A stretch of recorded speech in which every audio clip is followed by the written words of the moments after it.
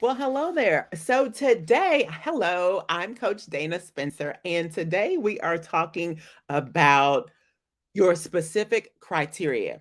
So I personally like getting pre-approved first. Different investors do this differently, but for new investors, I definitely prefer that you get pre-approved so you know what you're looking at. You have that range of how much you can afford, including the purchase price as well as the cost to renovate.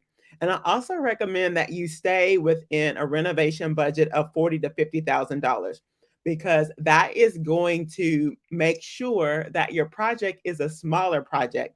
As a new investor, you don't want what I call a full gut rehab. You don't want to jump into a project where the property's down to the studs and you have to replace everything. That's too much for your first investment. So if you stay around only a renovation cost between $40,000 and $50,000, that's about 4 to 5 weeks. So if we say 10,000 for each week, that's going to be roughly about $40,000. You want a project that you're going to be able to turn over quickly. So 4 weeks should be the maximum that you want to um, have for your renovation. So keep that in mind. You don't want a full gut project. If it's going to cost $100,000 to renovate it, that's too much for your first deal. Now, once you get seasoned and you've been doing this, then you can change your strategy. But for the first one, be a little bit cautious and only have a renovation budget of about $40,000 to $50,000. So, in terms of the specific criteria, so we're in chapter 6 of A Beginner's Guide to Financial Freedom through Real Estate Investing. And some of the things that I talk about in chapter 6 is knowing your criteria. Before you jump on realtor.com or Zillow or whatever you want to jump on, make sure you know your criteria. Are you wanting 3 bedrooms, 2 bathrooms, as well as the price range? The price range is going to be dictated by your pre approval. So if you get pre approved for $150,000, that's for the cost of the property as well as the renovation, then you're going to know you need to stay under looking at property that's less than $100,000 so that you can make the numbers work. So knowing how much you can afford first before you go looking, that way you can do the math that okay, if my budget is 150,000 for everything, then I need to be looking at something less than $100,000 instead of something that is $150,000. And then the property type.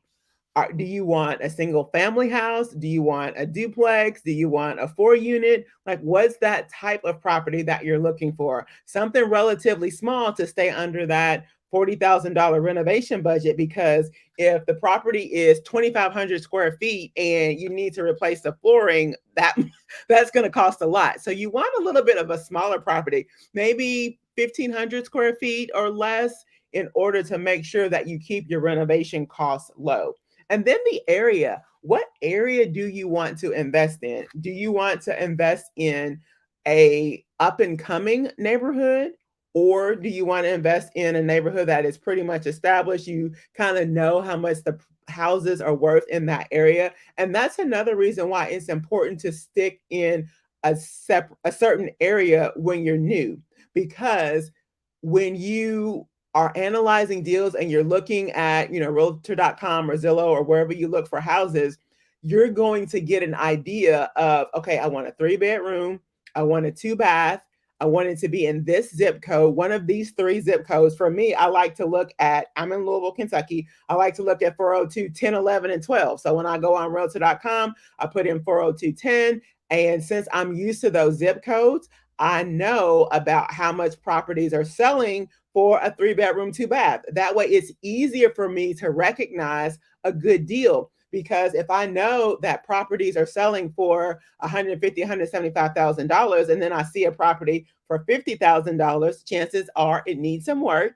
And am I willing to take on that type of project in order to make the money? So all of these factors go into looking at property. And then it's very important to be specific so that when you are dealing with a realtor, they can send you property that meets your criteria. It's nothing worse than saying, okay, sitting down with the real estate agent and you tell them exactly what you want, and then they send you something completely different. Like that is a waste of their time as well as a waste of your time. So you want to be very specific. It's helpful with number one, analyzing deals. It's helpful number two, with dealing with real estate agents so that they send you exactly what you are looking for. And it's just easier when people know exactly what you're looking for and in the area. Now you can let your friends and family know, or even your Facebook friends, like, hey, I'm looking for property in this particular neighborhood. Let me know if that house next door is boarded up, or if some people across the street haven't been coming to their house, whatever. You want people to know what you're doing, because when they know, then they'll be on the lookout for you as well. So having that specific criteria is so important when we want to get started investing in real estate. And if you're like, man, I'm tired of listening to you every day, I'm ready to go, I'm ready to start investing in real estate, go ahead and get on my calendar. Go to bookdanaspencer.com, grab you 15 minutes so that we can sit down and develop a strategy just for you so that you can get started investing in real estate. And who knows, the sky is the limit to how much passive income that you can earn for you and your family. And what would you do with that? Drop that in the comments. Like, what would you do with an extra $300 to $500 a month? What would you do with 30 grand because you just flipped a house? Like, put that in the comments. Be thinking about that. What if you lost your job today?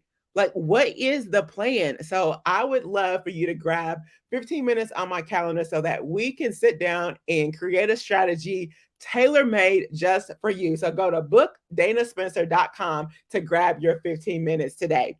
Until next time.